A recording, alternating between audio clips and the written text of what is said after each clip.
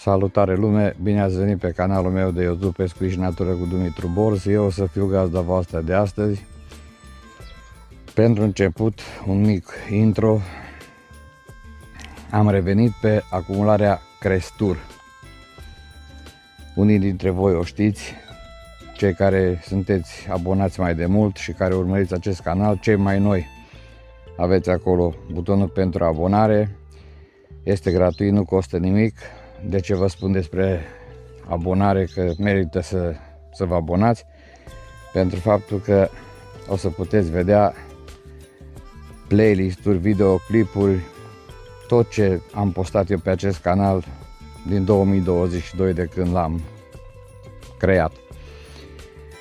În 2022, în octombrie, am fost prima dată după ce am făcut canalul de YouTube pe această acumulare. Deci în 2022, în octombrie, dacă o să vă abonați și cei abonați puteți să reveniți să revedeți partidele de vis făcute aici la Biban. Deci am prins atâta Biban și Biban pescuit la plută frumos, ceva de nedescris. Încă câteva detalii și trecem la treabă. Deci această acumulare este o acumulare, unii dintre voi știți, abandonată, părăsită, adică se află în custodia apelor române, dar nu este administrată de AJVPS sau de vreun privat. Deci, v-am mai spus și în filmările de atunci, această locație este abandonată, pescuită nesportiv, să nu spun altfel, și nu prea a rămas cine știe ce pește pe aici, mai rar. Acum un an și ceva am mai trecut pe aici și am pescuit. Domină babușca, batca, plătici mai mici și am început să prind caras acum un an și jumătate. Am prins o bucată, 2, 3 la fiecare partidă. Acum câteva zile mi-a ajuns pe la antene că s-ar prinde caras mai mult și frumușel. Așa că m-am decis să vin aici. Vă doresc vizionare plăcută, țineți aproape, sper să prind ceva pește astăzi, ca să fie o partidă reușită și să avem ce să vizionăm împreună. Am înțeles, așa cum am spus că mi-am întins antenele puțin, că se prinde caras și mai ales la fund. La fund, la distanță, cum spunem noi. Eu nu o să mă întind prea mult ca să pescuiesc. Știți voi bine, mie îmi plac partidele scurte și când abordez un tip de pescuit, să spun așa, atunci nu mă complic să pescuiesc pe mai multe fronturi. Voi pescui cu 2 bolonieze aici la stuf, pentru că voi pescui în jur de, efectiv pescui, să zic așa, 3 ore, 4 până va veni căldura. Deci asta înseamnă de la ora 8 până pe la ora 11, maxim 12. Să vedem, funcție de rezultate, adică sper să am ceva pește. Deci o bolonieză de 4 metri, una de 5 metri. Voi pescui aici unde aveți pluta în imagine. Aici o să pescuiesc cu bolonieza de 4 metri, iar cu cea de 5 metri undeva aici am pluta. O să vă pun un sticker acolo să vedeți, pentru că încă nu am stabilit adâncimea. O să dau pe o bolonieză să pescuiesc cu râmă roșie de gunoi și râmă groasă, iar pe cealaltă doar cu boabe de porumb. Aici nu voi nădi, dar dacă nu voi avea prezentări fără să nădesc, o să fac ceva TTX, cred că, și cine știe, mă decid, o să vă spun. Iarăși în partea cealaltă o să dau câteva praștii de porumb, doar boabe de porumb, și voi pescui cu porumb acolo. Cam asta ar fi pentru început. Nu mai pierd timpul să vă mai prezint, cum am spus, momerile și astea, pentru de râmă roșie, râmă groasă și porumb.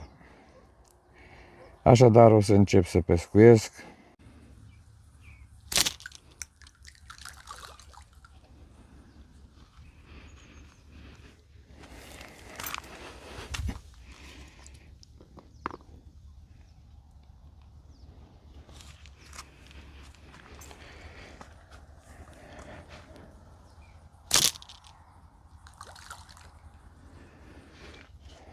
Deci am dat câteva praștii de boabe unde v-am spus. Cam aiurea s-au dus, pentru că n-am folosit praștia, ei nu știu de când, cam deformată, dar din mână nu o să reușesc, mai am încă una, o să o caut și o să încerc să... Apa este mică, nu are 1 metru, cam așa. Acolo s-ar putea să fie 1,30 m, aici 80 de centimetri. Plute de 2 grame. Cârligele nu vi le mai arată pentru o boabă de porumb. Deci vreau să trec la treabă și să prind ceva pește. Sunt nerăbdător să văd, să prind. Nu mă interesează, cum știți voi bine, babușcă, aici este babușcă frumoasă, babușcă roșioară, dacă intră frumoasă, batcă și, bineînțeles, acum am venit să văd dacă se confirmă că nu o să prind eu, fiecare, știți, pescuiește cum știe. Să văd dacă se confirmă treaba cu virgulă carasul. Da, primul caras, frumos carasul, foarte frumos. Nu știu de ce nu mă duc să îl ridic. Am revenit de acolo, de la mizerie. Am revenit lângă stuf, în partea stângă, o să vă arăt imediat. Deci priviți, într-adevăr se confirmă ceea ce spuneau pescarii. Primul caras. Cum am spus, dacă o să... Foarte frumos. Dacă o să am activitate, o să pescuiesc doar cu o singură lansetă. Super! Merită un prim pupic. A apărut babușca, dar e mică. Așa că îi dăm drumul. Interesant, a venit un caras, pauză, așa e pescuitul, ce se face. Am încercat și cu râmă groasă, am prins roșioară, așa că singura variantă, pentru că și la boabă de porumb ciupește altceva, singura variantă este așteptat pe boabe de porumb și pe una și pe alta. O să mai încerc și cu râmă, dar chiar și cu o boabă de porumb și cu un pic de râmă, sandwich, din la cum îi spun eu, să văd. Interesant, parcă a fost singurul caras din baltă. Așteptăm. Cum am spus, răbdare, perseverență, speranță. Am dat n-am dat nadă, ca să n-adu un mărunțiș, că este destul. Am dat niște peleți de miere de 6 mm, amestecat cu porumb. Ar trebui să vină, să vedem.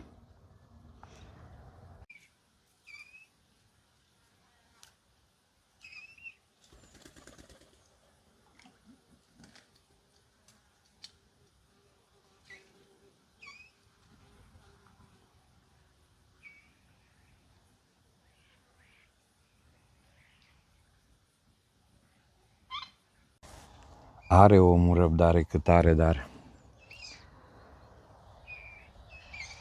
aș mai vrea și ceva acțiune. Ce am constatat că și aici este goz jos și dacă cumva, cum am nimerit eu la acel caras, s-a dus într-o porțiune fără goz sau printre goz a căzut până jos, acolo este carasul pe fund, pe substrat și de aceea a venit domnia sa. Dar dacă mă ridic puțin să nu mai dau în acel hinar, nu sunt prezentări decât de babușcă roșioară, dar mici. Da, n-am apucat să surprind momentul prezentării, ci doar înțepare și drill. Foarte frumos carași, vin rar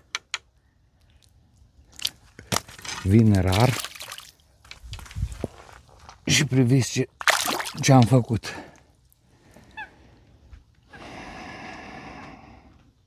M-am supărat rău. Vine unul la jumătate de oră,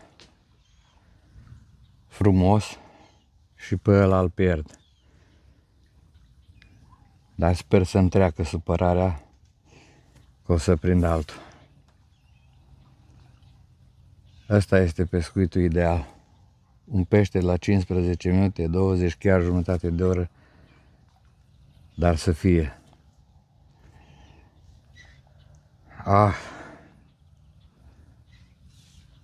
Asta este, face parte din pescuit. Să sperăm că o să vină următorul. Da. Ciupește și pleacă. Și pleacă și acum când ăsta, da, uitați ce prind eu la babă de porumb. Uitați ce roșioară. Hei, mai ia cu suspin. Dacă și pe ăsta îl pierd, atunci... Nu, că am mincioc, dar nu-l folosesc eu minciocul. Mai bine ridic în băț și îi pierd. Măcar să-l văd cum e agățat.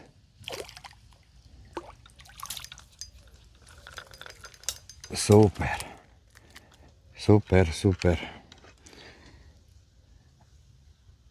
Folosesc forfac. Așa, o să fac ceva și cu ăsta. Că e agresiv.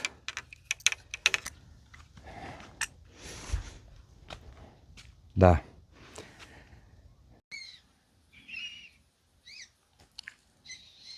Ce frumos se hrănesc acele două rățuște cu semințele de la acele plante care v-am spus eu că există, încă mai sunt acolo pe apă. Este un petic.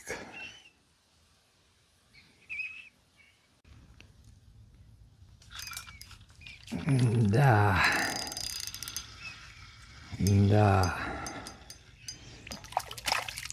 Hai la nenea. Nu mai vin cu fiecare la cameră, pentru că vreau să prind.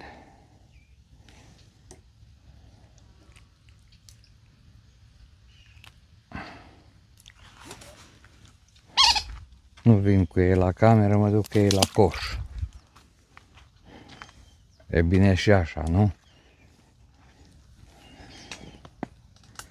O să mai vin aici, o să fac o partidă pe râu.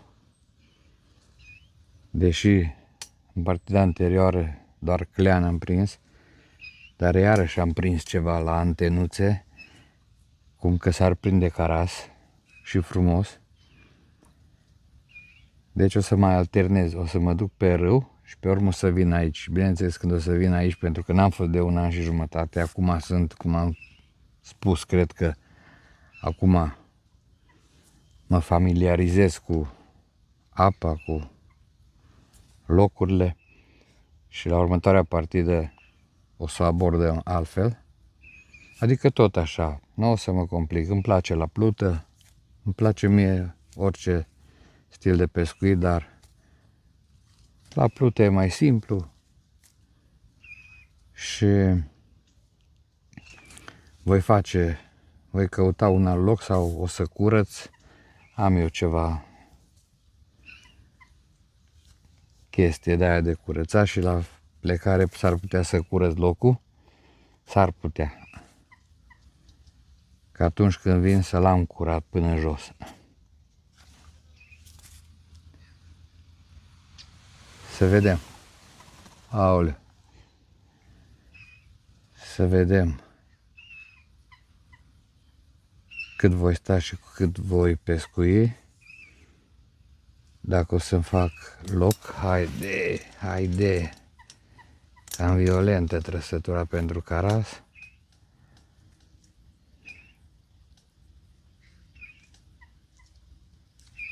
Da. Ori mi-a luat baba de pe cârlig, ori mai stăm să așteptăm să vedem. A fost prea violent pentru a fi caracteristic carasului.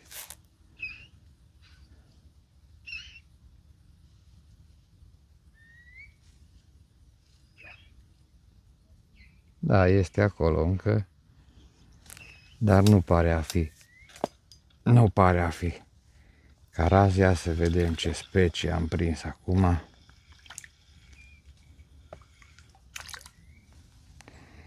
N-am apucat să o vedem, din păcate. Dar se pare că a fost un cărășel.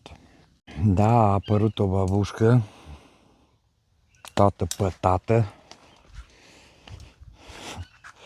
Priviți ce pătată e. O să și eliberez.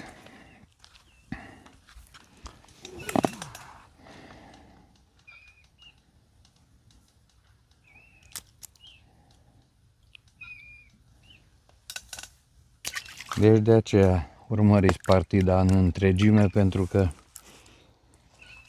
nu toți pești o să-i păstrez ca să vedem la final ce am prins, ci o să eliberez și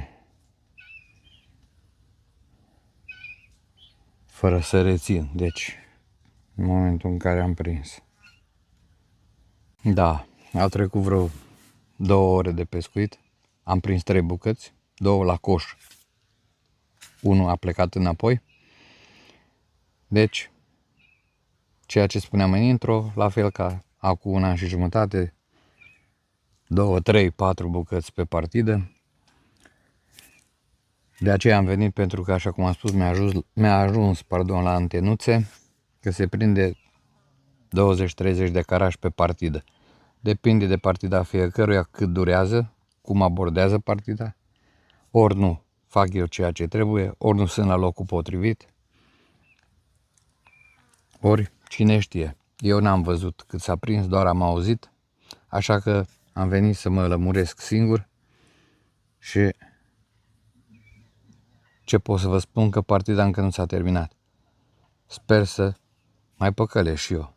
Hai să nu prind ca și alții 20-30 de carași pe partidă, dar măcar încă vreo 2-3 bucăți. Rămâneți. Uite-l că face pe nebunul. Face pe nebunul. Păi, normal. Vă spuneam că este și somn pitic la porumb.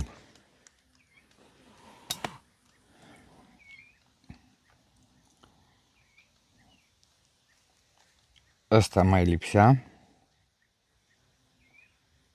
Și dacă îmi dă și o țeapă din aia la deget, e perfect. Mare atenție.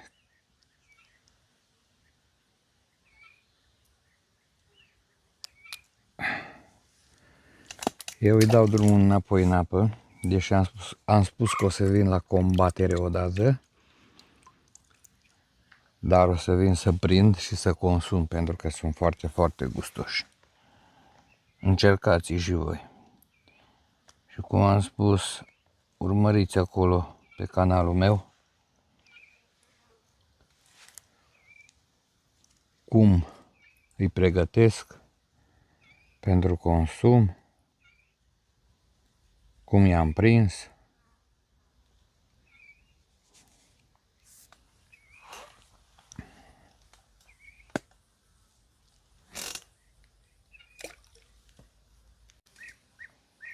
Ia să vedem ăsta ce-o mai fi și ăsta. Ăsta o fi. Ai de capul meu, ce somn pitic. Ați văzut? O să vedeți imediat. Numai că vine cu mizerie. Ce vă spuneam eu, la ce vreau eu să vin să pescuiesc aici.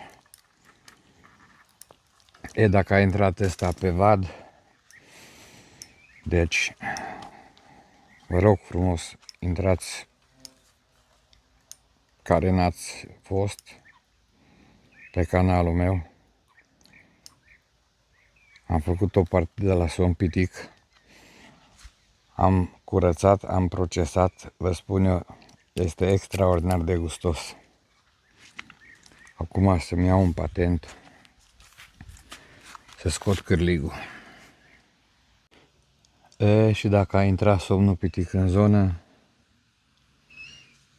n-am de ce să mă mir că nu mai mănâncă carasul. O să încerc să dau, să-l ocolesc puțin să văd dacă nu este carasul acolo, așteaptă să intre la porumb. Dacă a mai rămas ceva, dacă a intrat somnul pitic în zonă, a savurat tot. Deci va trebui să dau mai 1 metru. Stânga, dreapta, față, spate. Încercăm toate variantele. Nu prea sunt eu genul de pescar care să se dea în vânt după cantități mari de pește, după capturi mari, după anumite specii. Un pescar așa mai modest, doar vreau să am activitate, asta îmi doresc și de aceea tot încerc să mai găsesc câte ceva să am cât de cât activitate. Simplu, frumos pentru mine. Cam asta îmi doresc de la partidă de pescuit. Știți voi unii bine care mă urmăriți. Dacă nu mai vrea la porumb, nici măcar somnul pitic, am să pun ceva râmă. Totuși, cum am spus, vreau activitate.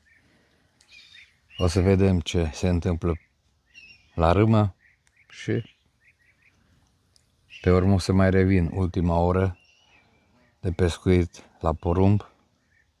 Poate. Așadar, am pus o râmă. Haideți să vedem. Să nu ne plictisim. Poate nu vrea nici râmă. S-a mai întâmplat asta la începutul partidei. Se vede. Poate și-au schimbat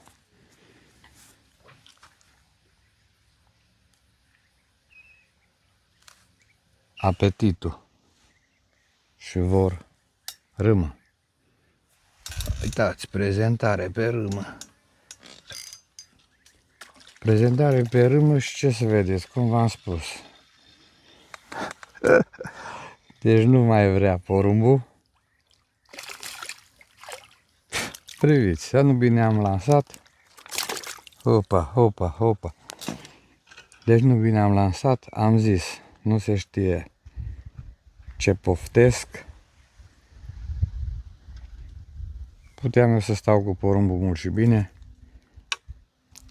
să ai cu minte că iar o să rupi forfacul și iar să te duci și tu ca și celălalt. Priviți, râma. Adineauri n-am putut să pescuiesc de roșioare. A preferat el porumbul. Acum la prima lansare ați văzut. Super! Vedeți, dragi urmăritori, care este diferența între o partidă de pescuit povestită și una filmată în timp real. Adică nu contest și nu spun că nu cred ceea ce spun pescarii, că se prinde foarte bine carasa aici, 20-30 de bucăți pe partidă. Probabil abordează partida altfel, pescuiesc și după masa. Din păcate eu imediat o să strâng lucrurile pentru că UV-ul se apropie de cifra 8, pardon. Și am prins și eu 4 carași, vreo 3 bucăți de babușcă, vreo 5 roșioare, 2 somni pitici. Deci, cum am spus, nu contest, tind să cred și voi mai reveni ca să mă conving cu adevărat. O să abordez și eu altfel partida, o să curăț locul, cine știe ce voi face. Dar exact așa mi-a ajuns la urechi, că și pe râu se prinde caras la greu. Eu am postat o partidă acum câteva zile în care ați văzut unii poate o să vedeți, dacă o să vă abonați, v-am spus, nu vă costă nimic. Și o să vedeți și ce s-a întâmplat aici în 2022 în toamnă, la Biban. Deci, eu am prins câțiva cleni și o babușcă în partida trecută pe râu. Peste vreo 2 zile mă voi deplasa pe râu să văd dacă totuși se prinde și acolo caras la greu. Așa că ce este prezentat în timp real este realitate. Dacă v-a plăcut ce ați văzut, apreciați cum vreți voi această partidă. Eu m-am bucurat de timp frumos, de natură, de tot ceea ce mă înconjoară. Un comentariu este binevenit, un sfat, orice.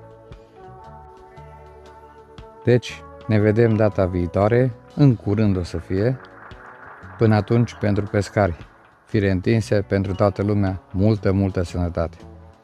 Numai bine!